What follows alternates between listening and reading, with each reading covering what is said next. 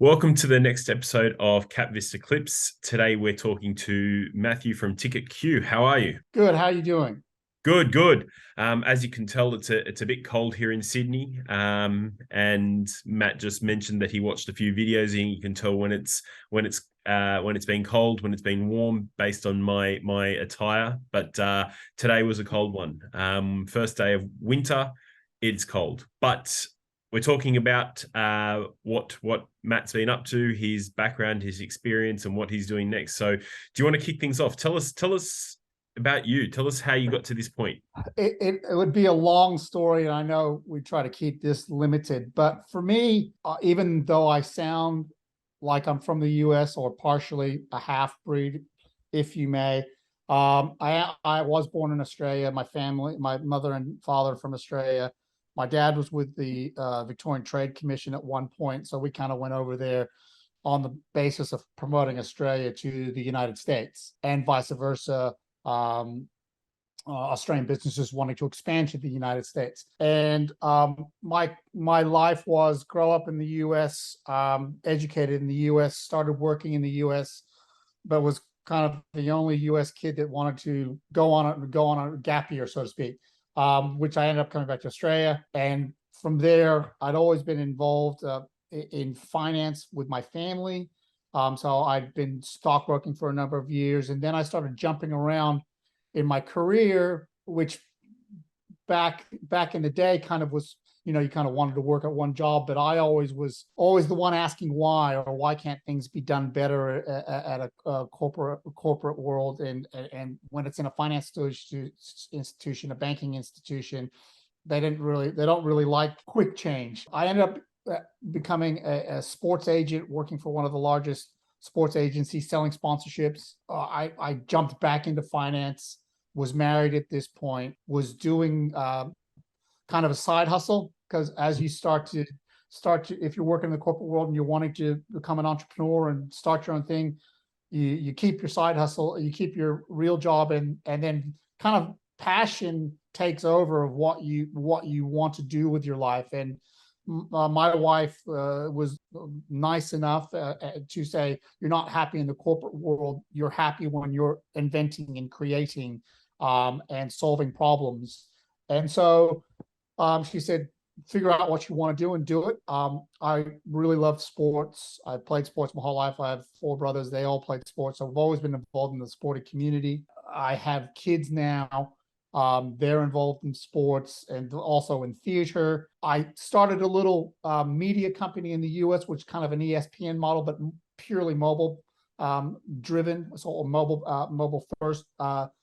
10 years ago, it was to put out data on in the US in high school games. We started off in California, and I was kind of astonished that none of the big players, the CBSs of the world that have hooks into that, were doing this, but also realized in that, and I think this happens with a lot of founders in that startup journey, you realize that it can be monetized, but from a scaling perspective with a startup, it would be a monumental job, a lot of human capital required, and that's not a recipe for a startup in technology. It's kind of the inverse. It's the less human capital, the better, and automate as much as possible, because human capital tends to have its own issues and problems with startups. I had reporters in the field doing the data. We'd created an app that inputted scores and stats on players in the games. And it was really kind of, you're at one game wanting to know what's going on at another game, and it's close to the playoffs, and you want to see if that team makes it, then you're out, or who you're going to be playing. So it was kind of that. And that's big in the US, especially with high school sports. So it was high school sports. We didn't want to focus on the upper echelon, the first tier. We actually want to go to that, almost, I call it the SME market of events. So the smaller venues, the high schools, the small venues, the clubs, the associations that are at the bottom of the rung when it comes to the income dollar, at the bottom of the rung when it comes to sponsorship dollar, at the bottom of the rung when it comes to the media and the broadcasting. And so I was getting angry with the reporters because they were always late to games. And I'm like, why are you late to games? Like, I'm sitting here, I'm talking to my friends on Facebook, because at the time, all my friends are now dads with sons playing the big football game or the big basketball game. And they're going, you know, these games have 2, 3, 10, 20,000, depending upon, and we're waiting in line. There's no, you know, there's a lady that's a volunteer, that's a booster, or a mom and dad who's volunteered, has a tin float of cash and is peeling off the tickets. And I'm like, bullshit. And I'm like, no, seriously. And I didn't believe it. And that's kind of when the light bulb moment happened. And I was like, oh, digital ticketing. And so I'd done the due diligence and the stats on the market. So the market was ridiculous. It was, and the more I do now, the more I kind of get blown away. There's 500 million people that in America go to high school sporting events, 80-20 rule.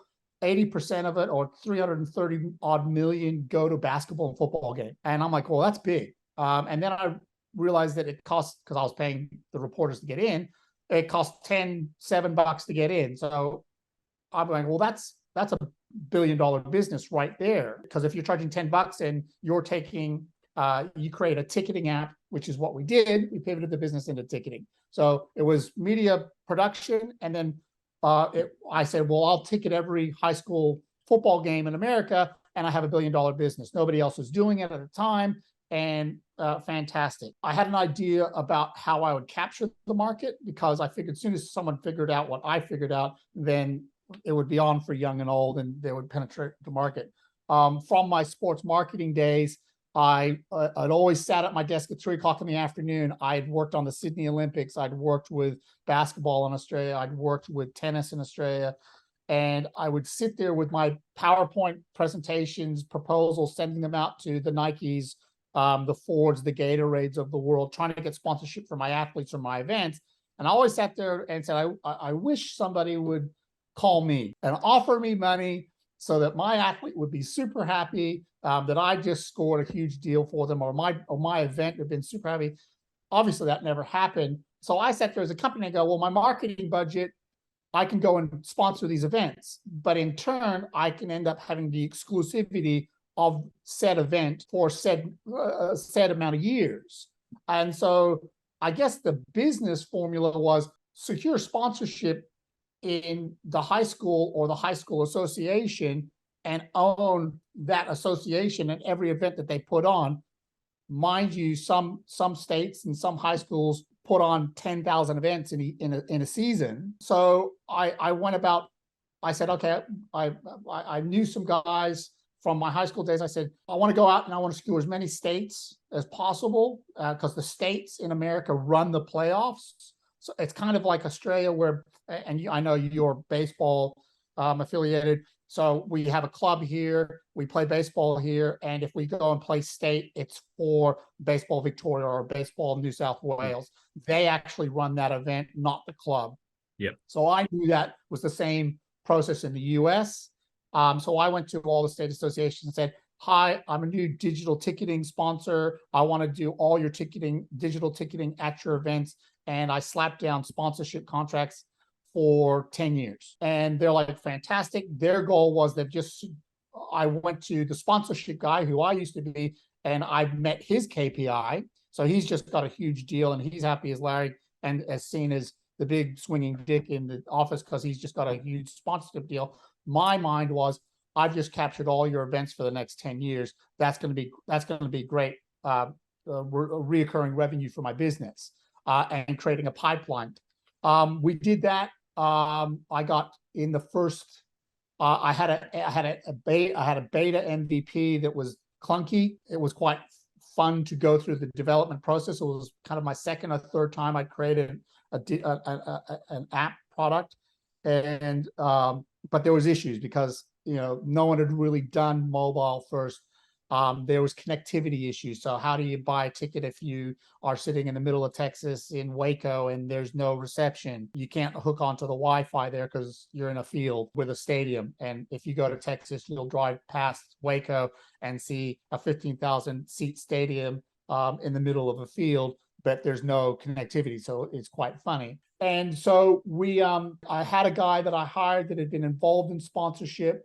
I said, go as quickly as possible and secure as much sponsorship for as long as possible. And this is the kind of amount of money that we'll spend on marketing or sponsorship for this state. It worked.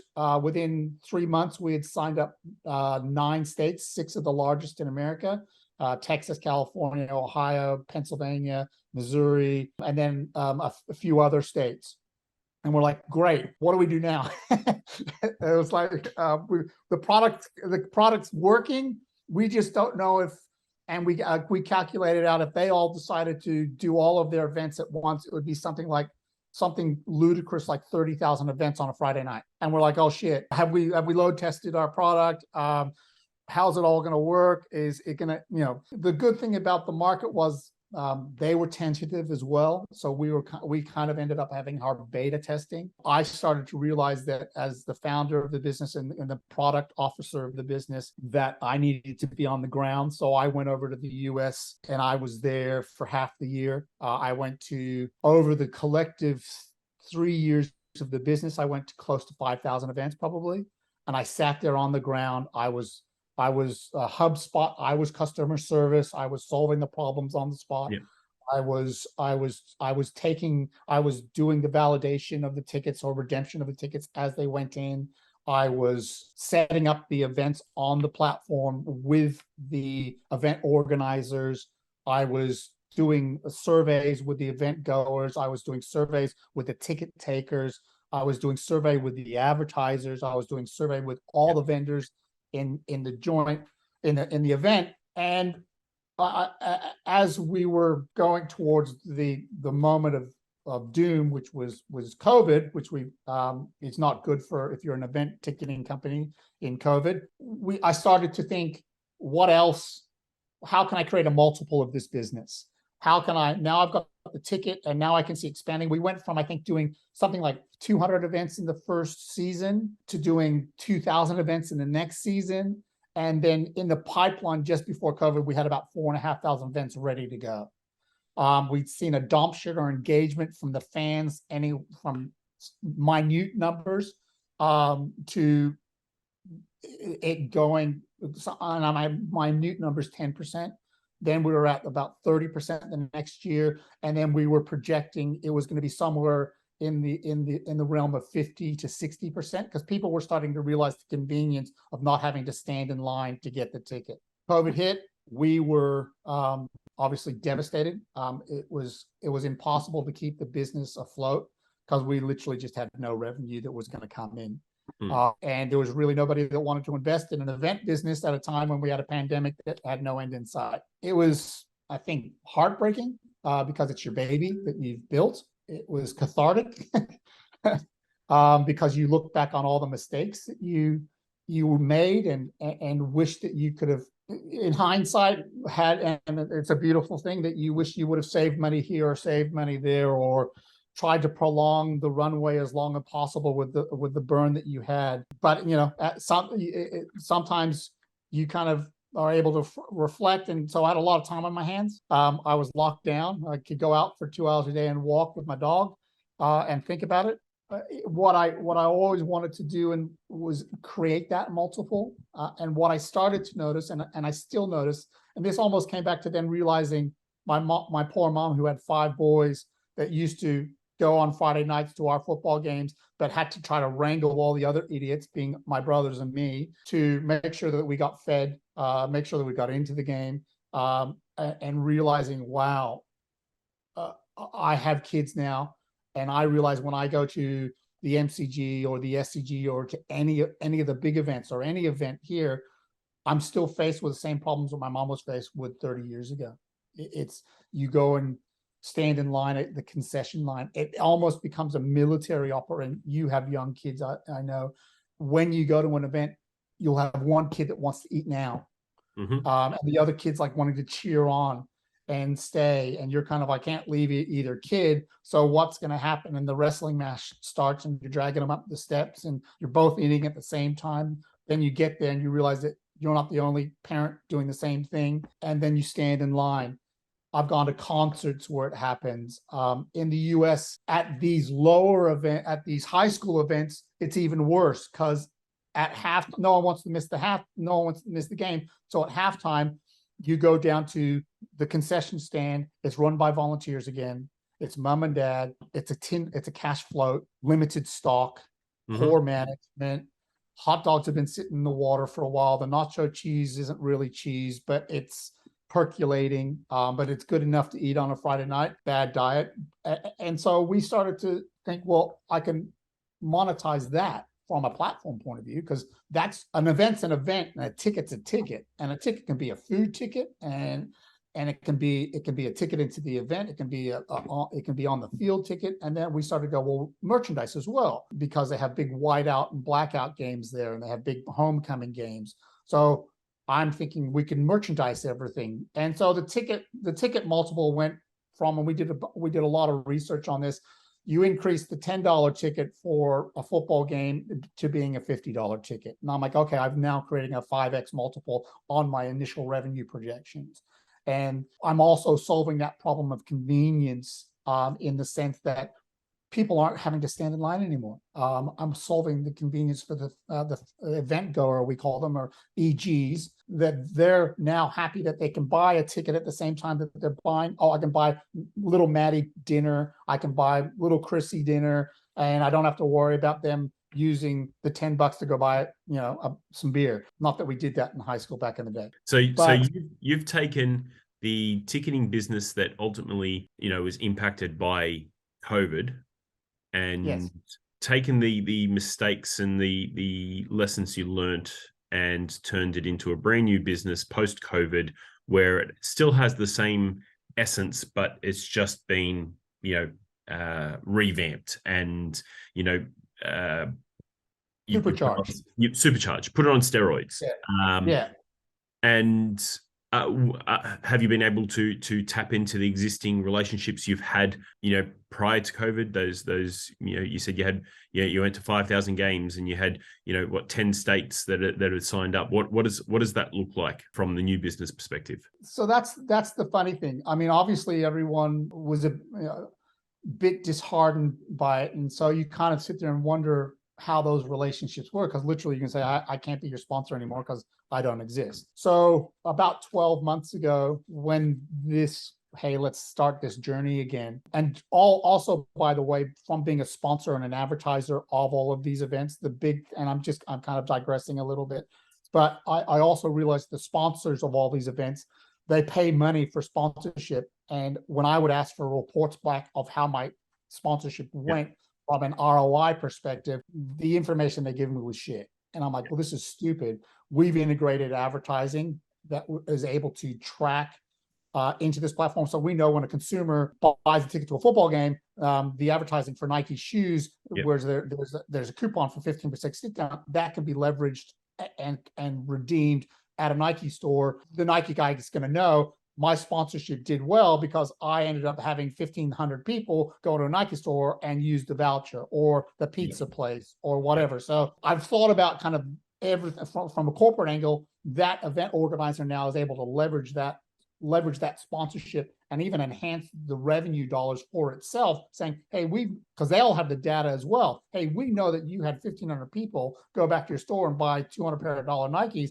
That $500 sponsorship is now a $5,000 sponsorship. So it's kind of using the data that they've never had access to into generating new revenue streams that they haven't even thought of. So to answer your question, the answer is yes. I've contacted the main people that I dealt with and I use a partnership model, going back to each individual state and spending time negotiating it over a number of months with 50 states, or even 25,000 schools will take forever.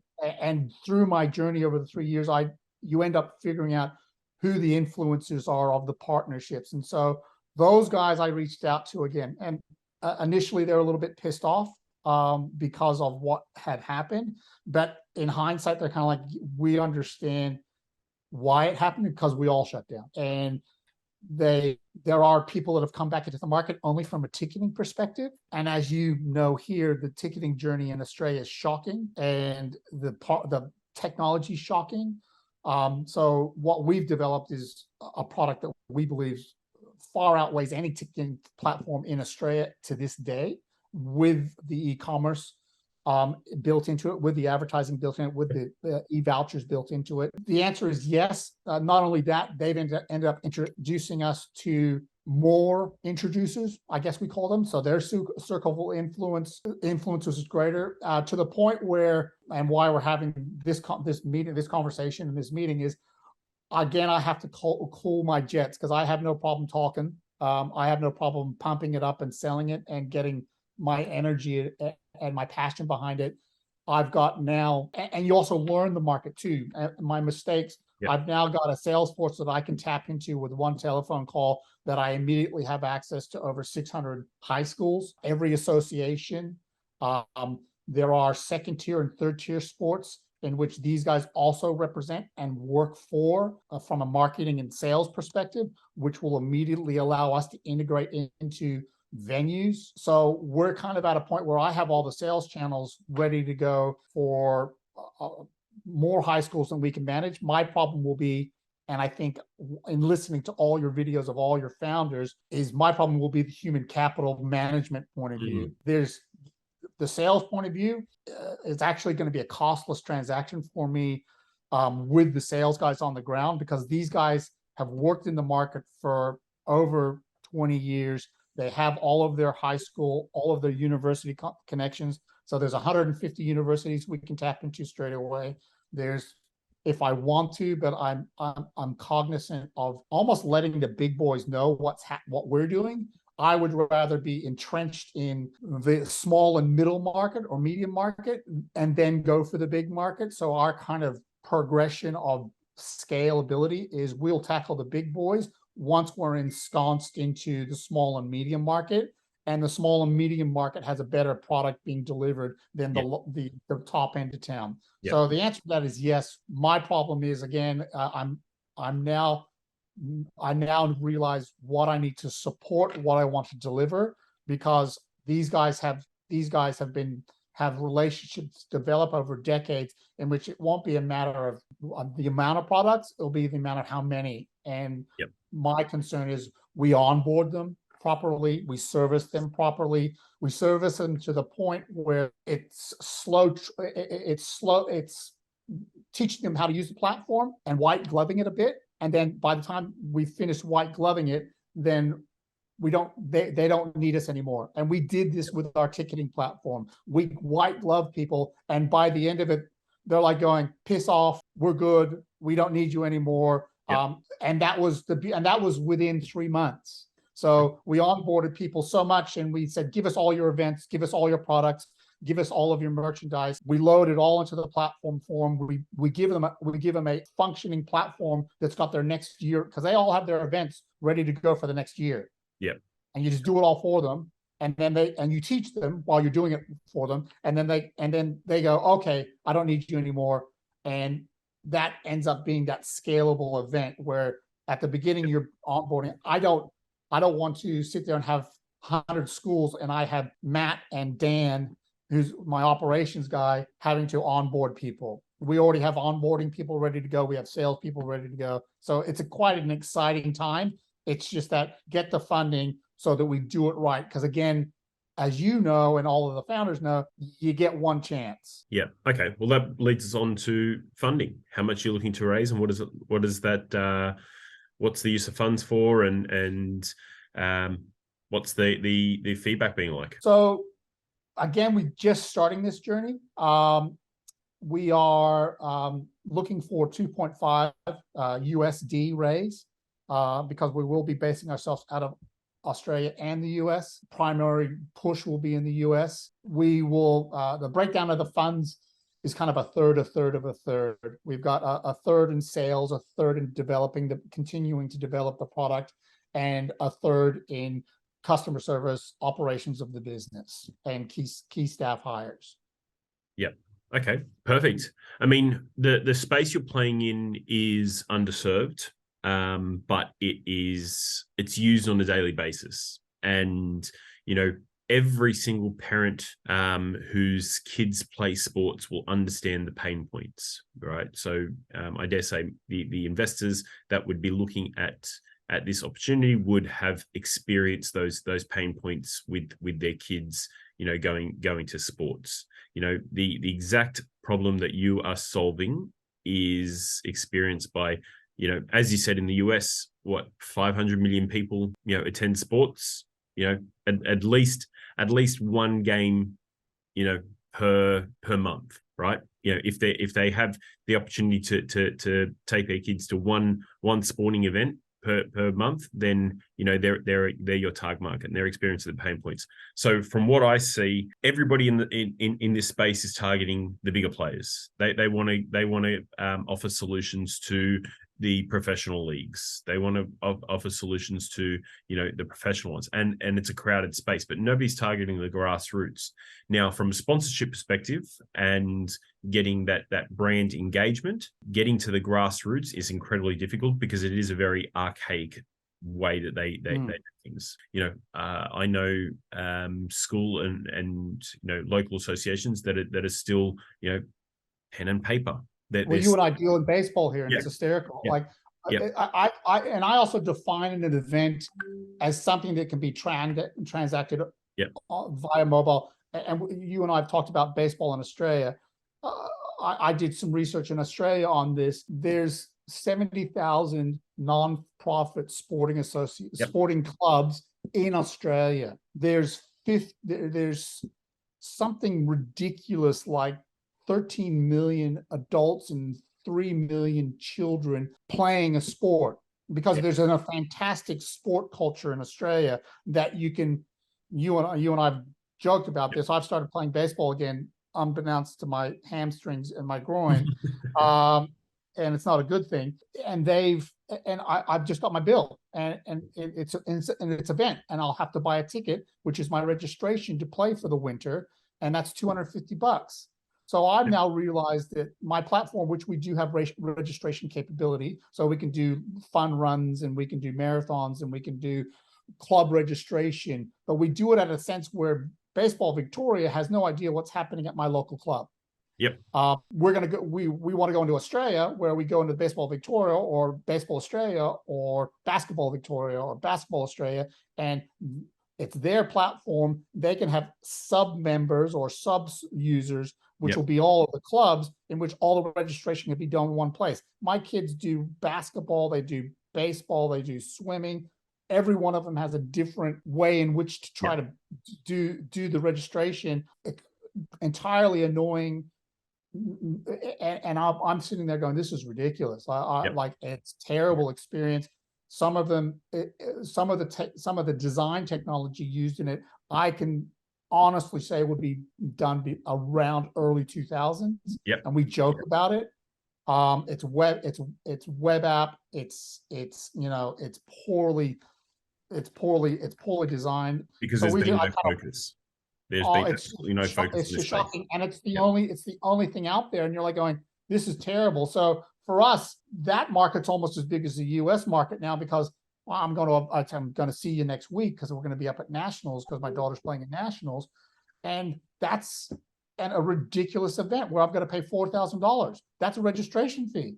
Yeah, fantastic. I'm going to make a clip off of that, and so now I'm sitting there going, well, this has become. I've now got to think about a sales force in Australia to do the same thing in America, but it's not. They're not even considering it here. No.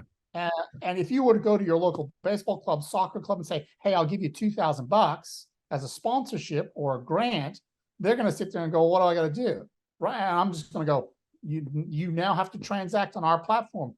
So you're going to make it easier for me to transact and manage my inventory, and you're going to give me money." Yep. I'm trying, and this is from all the learnings from the last 7 years. It's like, how do I kill every hurdle possible that someone's going to ask me? And this comes from a lot of investors that we had in our the previous ticketing business going, this is a hurdle. How are you going to eliminate that hurdle? Like, I'll offer sponsorship. How are you going to create a barrier to entry? I'm in for 10 years. Yeah. And it's going to be the relationship. It's not going to weave it. I have good, as long as I keep them smart and I keep the technology going and I do well with the technology and I really focus on the product, hence why I want to speak to your friend Chantel about it. That's what you deliver a good product with a good team and good support. If a customer's not going to leave you. No. We'll have to leave it at there because we could talk about this all day, but we're almost out of time. But I'll put the details for Matt's opportunity below. If you're interested in finding out more, I can connect you directly through to Matt. But this is a very exciting space because it is very underserved and it is a massive market. But thank you very much for jumping on with me. It has been great to chat, and yeah, it's exciting to see what we get up to next. Thanks, Dan. All right. Take care, bud. Bye. See ya.